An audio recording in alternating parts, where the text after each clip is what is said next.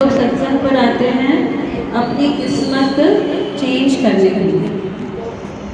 हमें लगता है कि हमारे नसीब में शायद पैसा नहीं है, बंगला नहीं है, गाड़ी नहीं है। तो हुआ ऐसे, पार्वती माता ने देखा कि गरीब आदमी है, रामू नाम है उसका। शिव भगवान को कहती है कि रामू देखो ना कितना गरीब है, आप इसकी किस्मत क्यों नहीं चेंज करते हो, या इसको कुछ दे क्यों नहीं देते हो, इसको धनवान बना दो। तो शिव जी कहते हैं कि जब तक इसकी किस्मत में नहीं होगा तब तक मैं भी इसे कुछ दे नहीं सकता। हुआ ऐसे, कहती है नहीं, मेरी जिद है कि आप इसको कुछ तो दो, इसको धनवान बना दो। शिव जी क्या कर रहे हैं, जिस रास्ते से वो गुजरता था वहां पर एक बहुत कीमती हीरा रख देते हैं। होता ये है कि जब ये आदमी यहाँ से आ रहा था तो उसने सामने से देखा एक सूरदास आ रहा है, और उसके मन में आता है कि ये बेचारे कैसे चलते होंगे ना, सूरदास बिना आंखों के, मैं भी इनकी जैसा चल के तो देखूं। तो क्या करता है, अपनी आंखें बंद कर देता है और ऐसा सूरदास के जैसा आगे आगे चल रहा होता है। वहाँ क्या पड़ा था नीचे, हीरा। हीरा पड़ा था। देख सकेगा वो हीरा, आंखें बंद करके चलेगा तो आंखें बंद करके चला और उसने वो हीरा देखा ही नहीं। भगवान देना चाह रहा है उसको, लेकिन इसके हाथ में वो नहीं आया। पार्वती कहती है नहीं नहीं, ये तो ना देना हुआ, आपने तो जमीन पे रख दिया था, रास्ते पे रख दिया था हीरा को, आप ना इसको अच्छे से दे दो, इसके हाथ में दे दो, आप मुझे दो, मैं इसके हाथ में दूंगा। शिव भगवान एक बहुत अच्छा कीमती 9 लखा हार इसके हाथ में देते हैं, पार्वती के हाथ में, लो अपने हाथ से दो उसको। ये क्या करता है, घर जाके एक मटके के अंदर उस हार को रख देता है। बाजू वाली आती है कुछ मांगने के लिए, वो जमाने में आग मांगते थे एक दूसरे से, आग जलाते थे, आग बुझ नहीं जाए तो 2-3 कोयले जले हुए रख देते थे। अभी बाजू वाली जो नेबर थी, जो पड़ोसन थी, उसकी आग बुझ गई थी, तो यहाँ पर आई और उसने आके क्या मांगा, आग मांगी, कोयले मांगने आई थी। तो वहाँ पर उसका ध्यान गया कि ये इसमें क्या पड़ा है मटके में, 9 लाख हार। ये चुपचाप चुरा के हार लेके जाती है। ये आदमी बेचारा घर पर आता है, रामू अपनी बीवी को आकर पूछता है, यहाँ तो मैंने हार रखा था, कहाँ गया, कौन आया था घर पे? बोले बाजू वाली पड़ोसन आई थी आग मांगने। बोला पक्का वही लेके गई होगी, चलो उसको चल के मांगते हैं। बहुत झगड़ा होता है, बहुत झगड़ा होता है, वो देती नहीं है, बोलती है मैंने लिया ही नहीं है हार तुम्हारा। शिव भगवान पार्वती को कहते हैं देखो, मैंने बोला ना इनकी किस्मत अच्छी नहीं है, इसकी किस्मत में नहीं है, मैं 2 बार उसको दे रहा हूँ, पहले मैंने हीरा दिया, इसके नसीब में नहीं है, मैंने हार दिया, इसके नसीब में नहीं है। बोलती है अब और एक बार ट्राई करेंगे। तो बोलते हैं चलो और एक बार ट्राई करेंगे। अब इसको ना फिर से एक बार हीरे की अंगूठी देते हैं। तो ये आदमी क्या करता है, अपने खीसे में रखता है, अपने पॉकेट में रखता है अंगूठी, और घर जा रहा होता है। रास्ते पे उसको बहुत प्यास लगती है, क्या करता है, नदी में पानी पीने के लिए जैसे ही चुकता है तो अंगूठी नीचे गिर जाती है। तो कहती है पार्वती, शिव जी मुझे बताइए कोई तो तरीका होगा, मुझे इस बेचारे पे बहुत तरस आता है, मुझे इस पे बहुत तरस आता है। जब हम लोग भी मंदिर आते हैं ना, तो भगवान को भी हमारे ऊपर बहुत तरस आता है कि ये लोग आ रहे हैं, मैं क्यों नहीं दे पा रहा हूँ इनको, मैं दे दूँ इनको, इनको मिल जाए ना।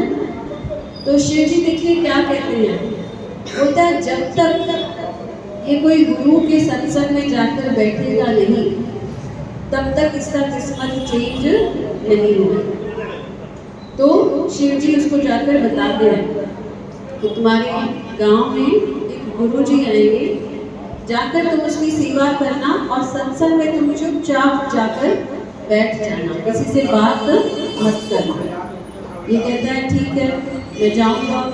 पर जैसे ही घर से निकल रहा था, वहाँ पर देखा एक बहुत बड़ा पेड़ है, और उस पेड़ के नीचे 4-5 लोग बैठ के पत्ते खेल रहे हैं, दारू पी रहे हैं, बातें कर रहे हैं।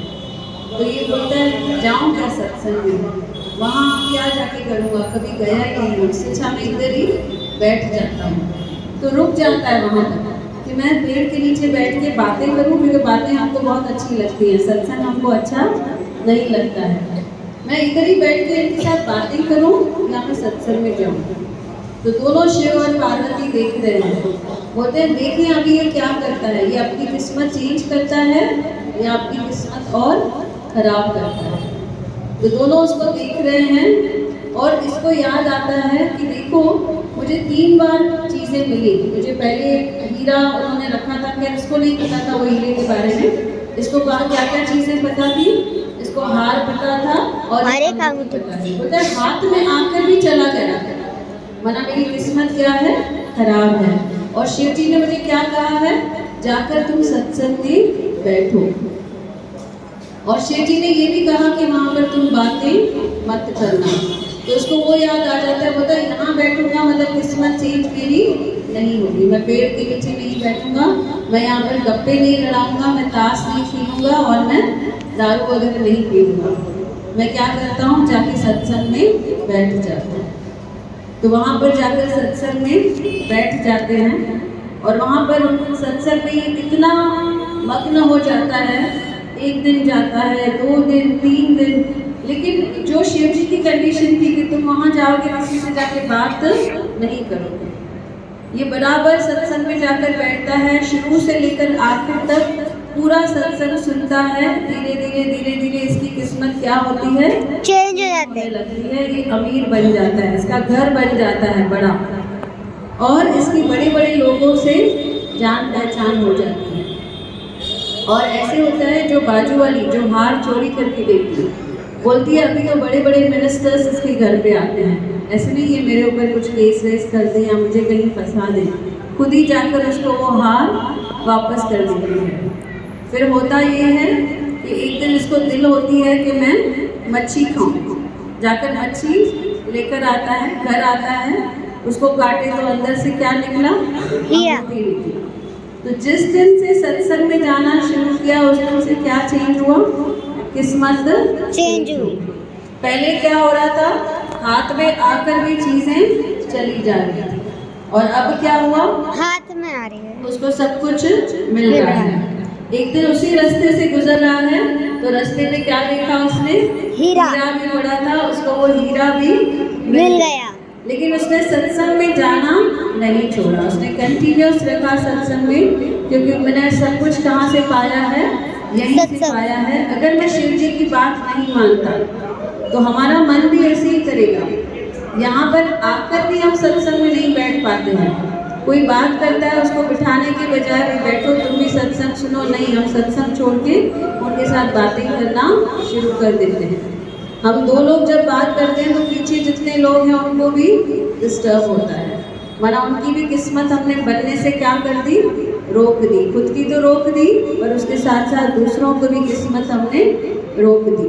तो इसीलिए हमें क्या करना है, जैसे स्कूल में अगर बच्चा जाएगा, जाके उधर बातें करेगा, क्या होगा उस बच्चे का, फेल हो जाएगा, वो कुछ सुनेगा ही नहीं। सत्संग का एक एक शब्द जो है वो इम्पोर्टेंट है, एक एक शब्द हमें सुनना है, और जितनी देर हम सत्संग में बैठेंगे उतनी जल्दी हमारी किस्मत क्या हो जाएगी, चेंज हो जाएगी, नई आने वाली चीज़ें भी हमारे पास आ जाएगी। बोलो गोदरी वाले घनश्याम श्याम की जय, मुझको मेरे बाबा ने